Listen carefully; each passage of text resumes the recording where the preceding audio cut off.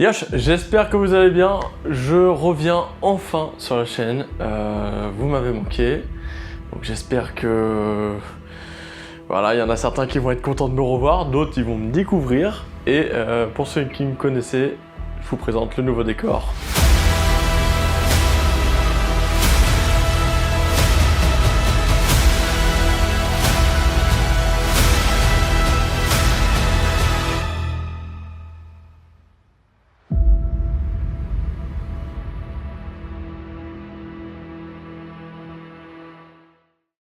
Voilà, donc je suis super fier de ce super décor, on va pouvoir faire des trucs ultra sympas ici. Bien sûr, il y aura une vidéo Mangatech qui va arriver pour ma part. Pour la part de Taku, ça sera exactement pareil. Donc 2 vidéos Mangatech qui arriveront prochainement. Aujourd'hui, je reviens spécialement pour un petit achat manga pour commencer tranquillement.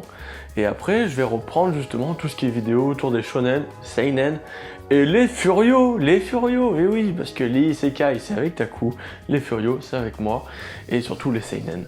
Donc on commence tout de suite cet achat manga. Je commence avec le tome 1 de Masaaki Anjoji, donc je connaissais pas l'auteur, donc c'est Quand sonne la tempête. C'est un manga de chez Akata.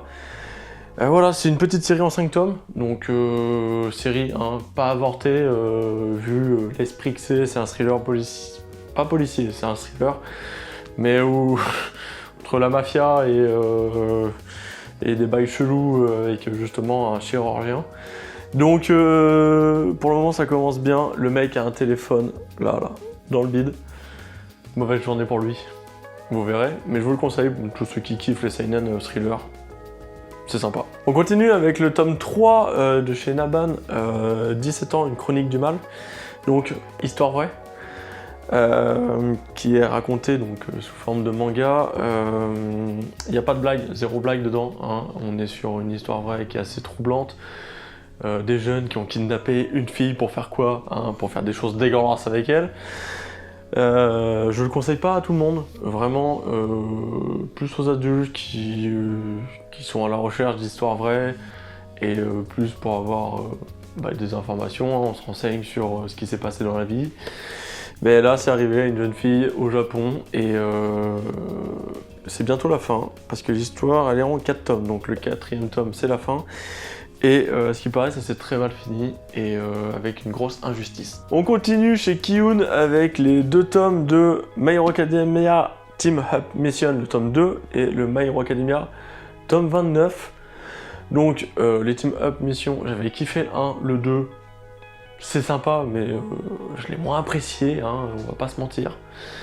En revanche, My Hero Academia, le tome 29, je lis pas les scans, donc moi c'était une grosse surprise, et c'est ultra lourd, c'est ultra sympa.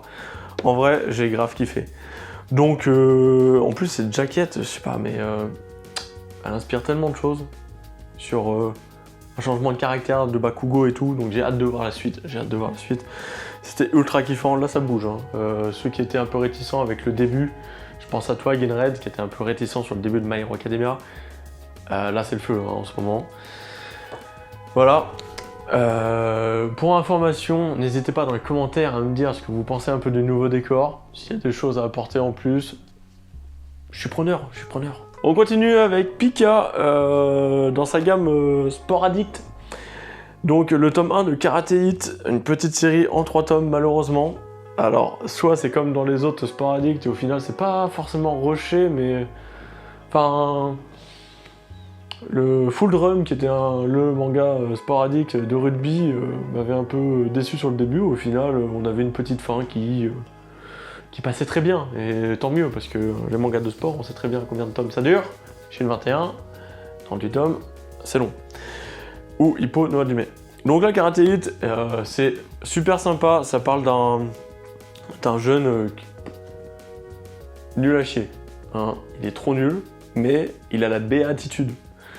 Et il va se retrouver à tomber dans un dojo parce qu'il rencontre un pote, enfin un mec, qui devient son pote, sauf que lui c'est le meilleur, et du coup, lui il a juste une putain de capacité de ouf, qui est juste de recopier tout ce qu'il voit en gros, entre guillemets. Et dans le même délire, parce que ça j'ai bien aimé du coup, le côté béatitude de ce jeune homme, qui fait du bien quand on lit. Dans le même délire, on a de chez Noël Graphics, le tome 1 de Welcome to the Ballroom. Alors déjà les jaquettes de Noël Graphics, oh c'est un bonheur. Mais surtout le dessin à l'intérieur est magnifique. Donc ça parle de danse, hein, Welcome to the Ballroom. Ça parle de danse latine, de danse de salon et une autre danse que j'ai oubliée. Et en tout cas, c'est le même délire. Le héros, il peut rien du tout quand on lui explique les techniques. Alors que quand on lui montre, il s'acharne en mode shonen. Donc c'est un shonen, clairement. C'est pas un truc, c'est pas un shoujo, hein, si vous aviez peur. C'est un shonen, c'est pour ça que j'ai ultra kiffé.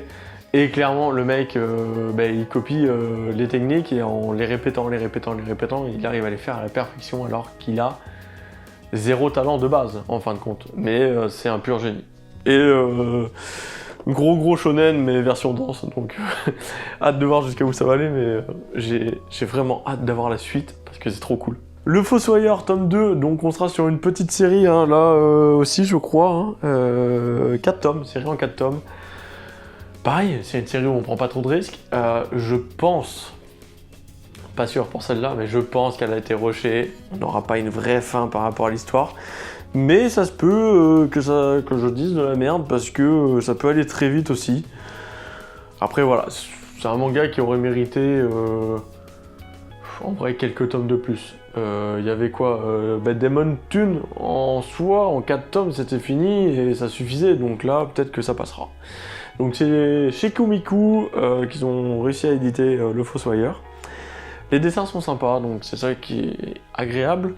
Mais bon, je sais pas où ça va aller.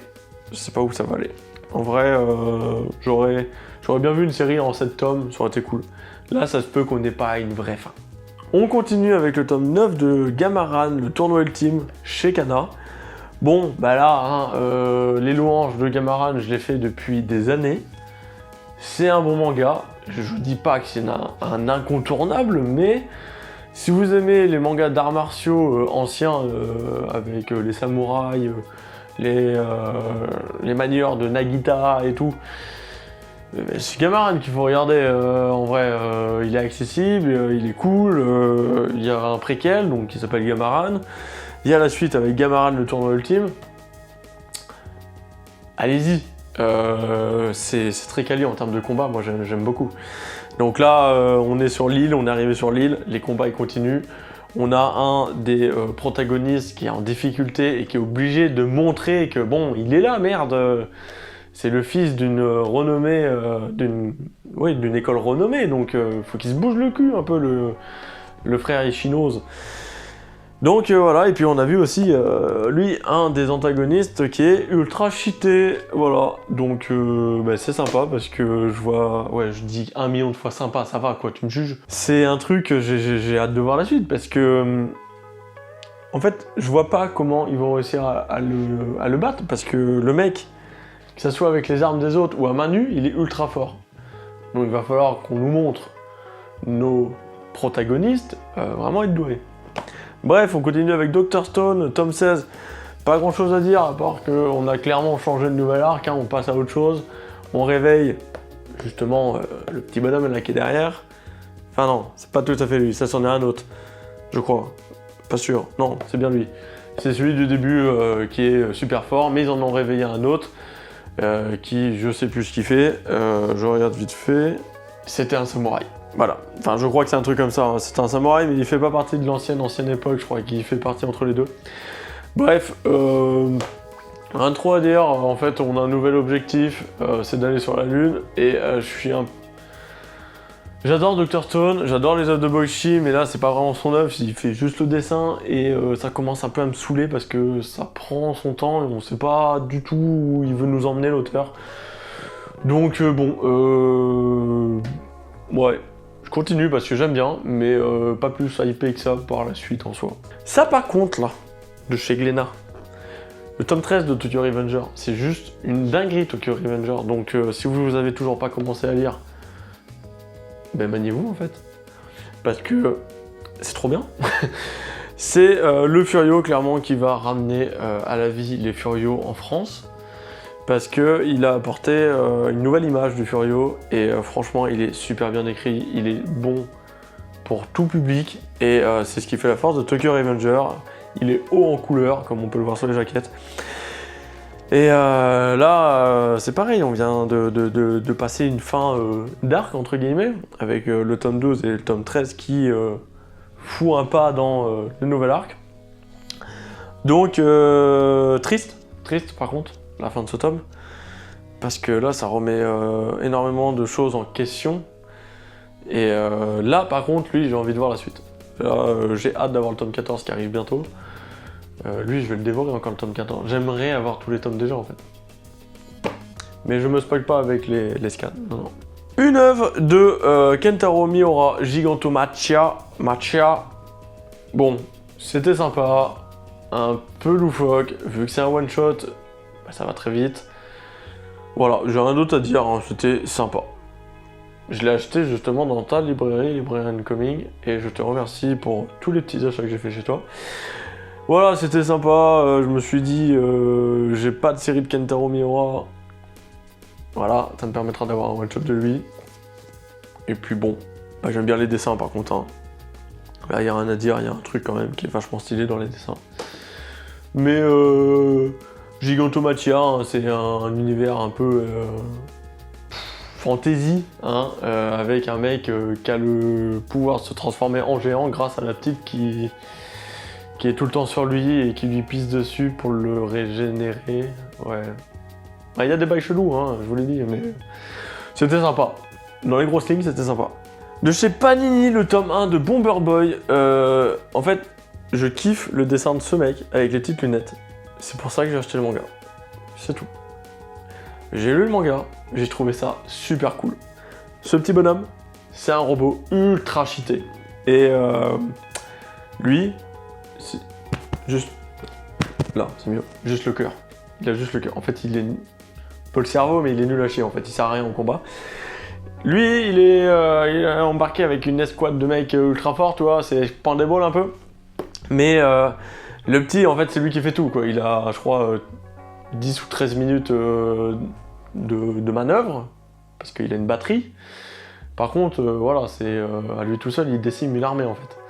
Donc, c'est super cool.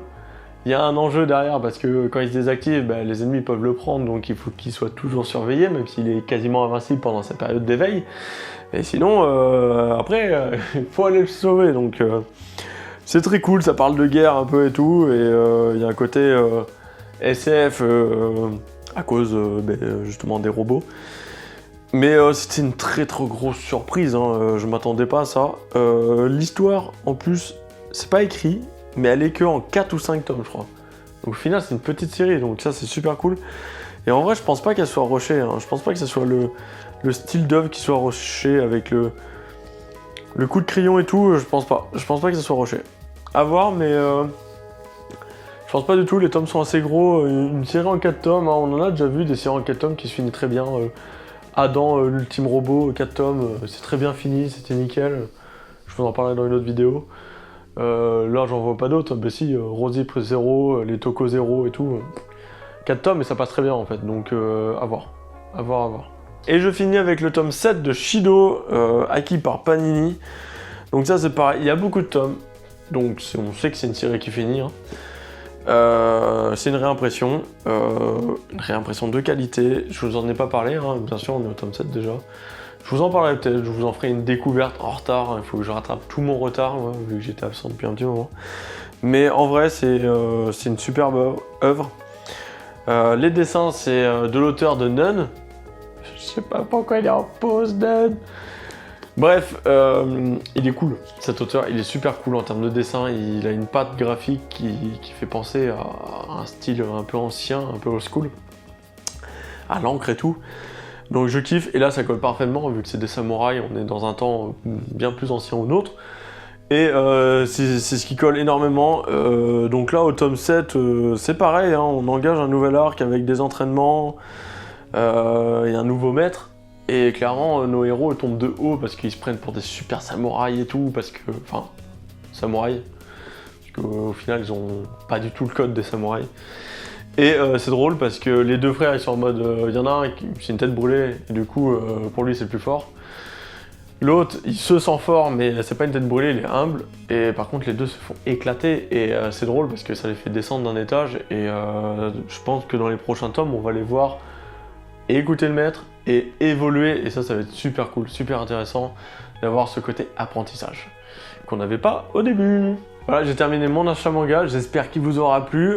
N'hésitez pas dans les commentaires à ce qu'on en parle, que vous me dites ce que vous avez pensé de certains mangas ou avoir un peu plus d'approfondissement sur certaines œuvres sur lesquelles je vais pouvoir un peu vous renseigner. Et on se dit à bientôt sur Manga Corp. Yosh!